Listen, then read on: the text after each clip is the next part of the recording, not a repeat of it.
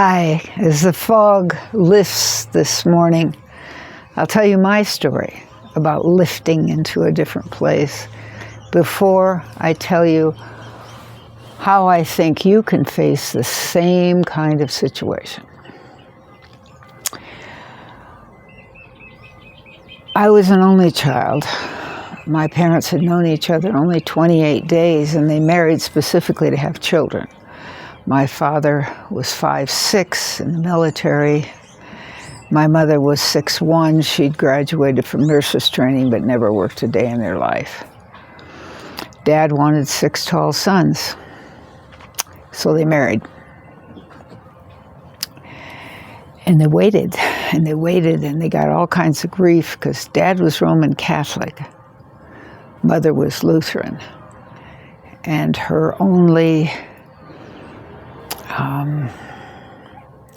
criteria for marriage, like I said, they only knew each other 28 days, was that he not imply his Catholic beliefs on her, that she could stay Lutheran, because she was afraid of one of the tiny pieces of doctrine of the Catholic Church, and that was if the choice is between the baby or the mother at childbirth, they always take the baby because the mother's already saved.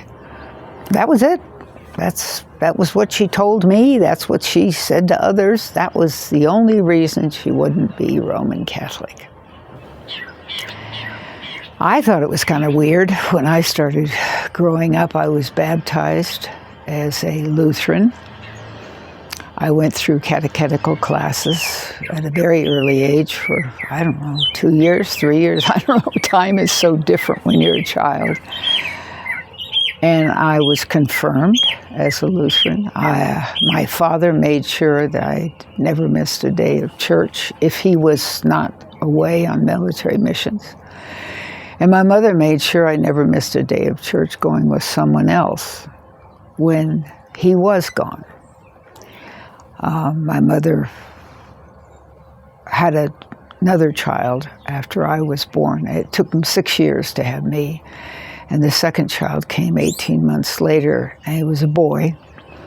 But he lived only 4 days because my mother was Rh negative. And over the next few years, she was aborted 3 or 4 times by the military because they knew she couldn't carry another child, because of the blood incompatibility between the two of them. All of that became a really big deal. Now, I was raised in a very strange way. My father was working for General Curtis LeMay. I started to say doctor, no. It was General Curtis LeMay. He was known as Curtis the Homewrecker LeMay, because he moved military people so frequently that most of the families would drop out and the man would have to go, or the person, it was usually a man in those years, had to go on by themselves. Between 1955 and 1958, I had 2 school years, 2nd, 3rd grade. I actually moved 22 times in 22 months. So over the course of 23 months, having started in my home state of New Mexico, I saw 24 new states. And in 2nd grade, I actually moved 7 times in 9 months. So I was always the tall new kid with the funny name. And it was tough. It was really, really tough, because we learned phonics in 2nd and 3rd grade. We learned how to read in 2nd, 3rd grade. We learned how to speak the language in 2nd and 3rd grade. And the dialects that I learned were all over the map. But there was one thing that was absolutely secure, and that was my Lutheran church every Sunday morning. Wherever we were, whatever was going on, I went to church. I usually also went to Sunday school. And as years progressed, I went to summer camp. I went to Brownies. in the church. I went to Girl Scouts in the church, Senior Scouts in the church. I was in the choir in the church. I took anything that was offered at the church, I was there. So I was inundated, absolutely inundated with the Lutheran Church.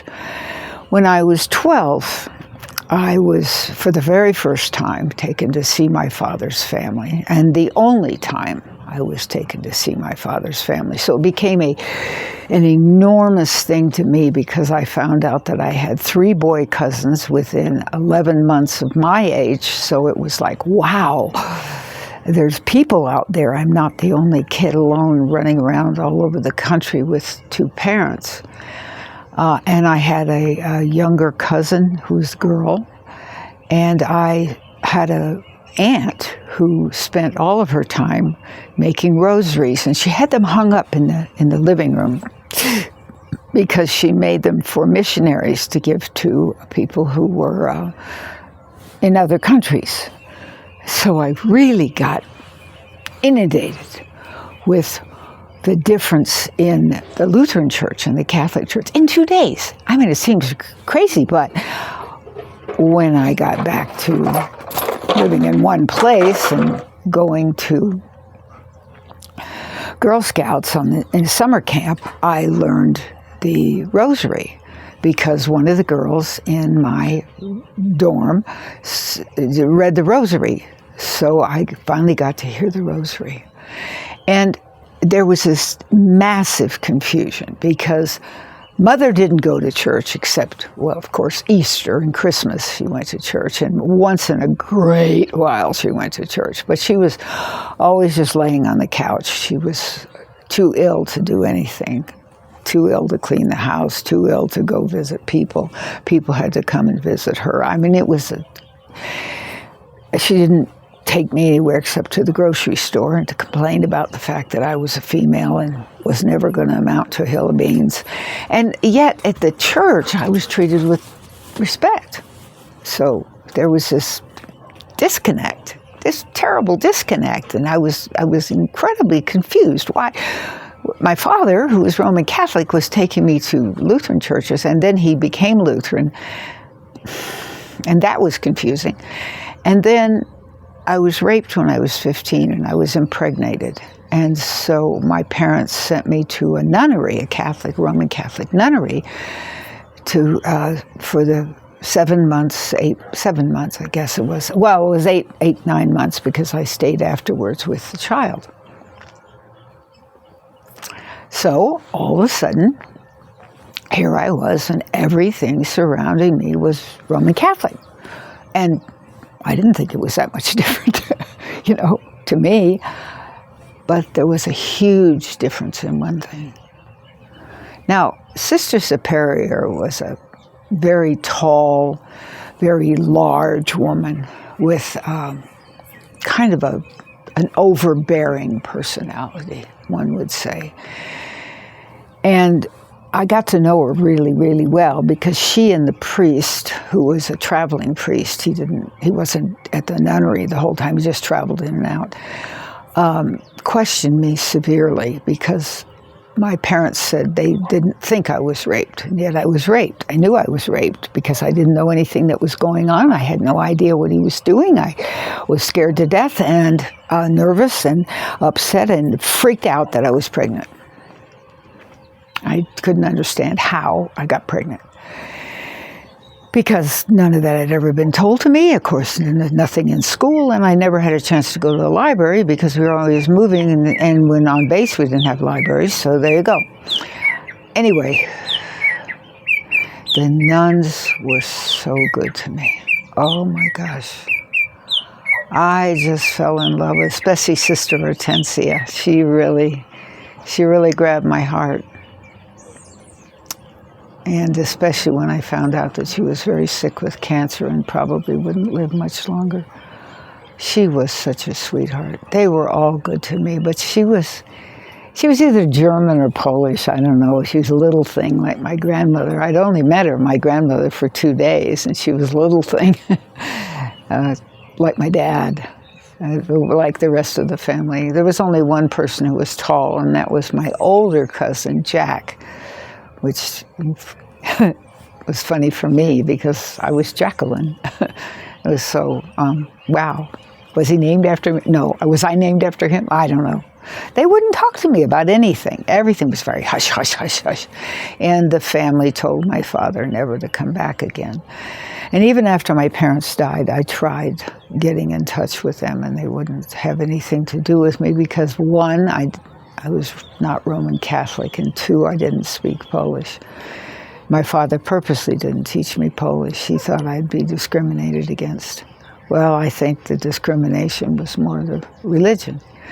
And so I questioned everything. I really questioned everything. And by the time I'd gotten out of the nunnery, I realized that there was something more for me. I had to look further. So I became a member of the Unitarian Church at 16. I got involved in taking care of the nursery, attending all kinds of different courses and classes. And it was Unity Temple in Oak Park, Illinois, that really grabbed my heart and soul. Gosh, the building was built by Frank Lloyd Wright. There was a sense of no strict doctrine. There was a sense of defining what your God or goddess looked like and what they wanted from you and what your path was supposed to be, how you were chosen to be a life on this earth, where you were going to go with that and how. Wow. I just had so many questions. So I started studying lots of different faiths. I went to the Baptist church, the Presbyterian church, the Episcopal church. I started asking a lot of different people, Christian scientists, interviewing people who would talk to me about their faith. I just wanted more. I wanted to understand. Being raised in two different faiths was strange, and being pushed all over the country was strange. And I just had a tremendous amount of questions. I really wanted to know more about what was going on. And I finally found a coven, a really hostile woman who was running a coven.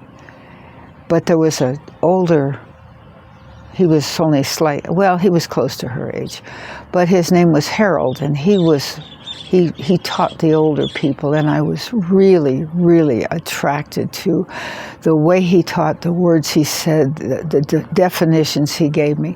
So I put up with her strict, tough introduction so that I could have a chance to work with Harold, and I did. I got to have an opportunity to understand how he looked at what he didn't call it Wicca, he didn't call it witches, he didn't call it any of that. My thought was it was original faith. He called it more of a shamanistic path. And it really worked for me. It was about trusting in the earth as being a gift from some divine source for all of us to live on and love and adore and care for and follow as a symbol of the earth as mother and the sky and the sun as father, and the moon as mother, and several different archetypes, about 2,500, the same number of saints in the Catholic Church, about over 2,500 archetypes. I loved it. I fell madly in love, so madly in love that within a few years, I took on the role of clergy, and I have never, ever been sorry. I love being here for people. I love caring for people. I adore following the earth. I love caring for the earth, and my heart bleeds that we've done so much harm. But I am not sorry. I did not follow the path of my parents. I found my own path after a lot of questioning. If you have any question, answer me down below. If you want to meet me on Zoom, I'm happy to meet with you. If you go down below, Summerland is the name of the nonprofit religious order I started many years ago, about 36 years ago.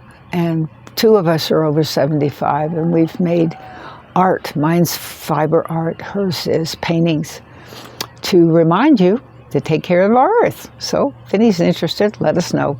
Thank you.